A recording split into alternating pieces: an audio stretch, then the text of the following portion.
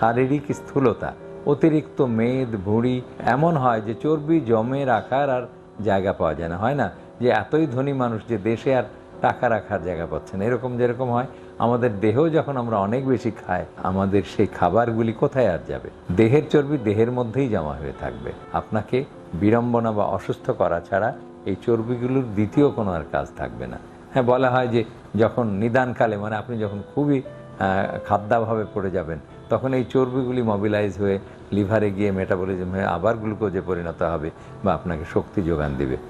ঠিক আছে, কিন্তু তেমনটা পড়লে তবেই তো। কাজেই আপনি এইভাবে দেহের মধ্যে বাড়তি চর্বি জমিয়ে রাখার কোনো দরকার নেই।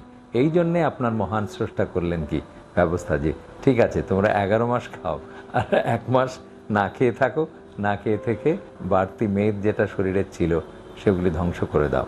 ধ্বংস করার ফলে সে আবারও তখন সতেজ হয়ে, ঠিক যেমন বর্ষার পরে প্রত্যেকটা গাছে নতুন সবুজ সবুজ পাতা আসে, সাহিত্যিকরা বলে কিশলয়, গাছে যখন বাতাসে মৃদুবন্ধ বাতাসে দোল খেতে থাকে, তেমনিভাবে এই রমজান শেষে প্রত্যেকটা রোজাদারের দেহ তখন এরকম সতেজ ফুরফুরে হয়ে ঝরঝরে হয়ে উঠবে।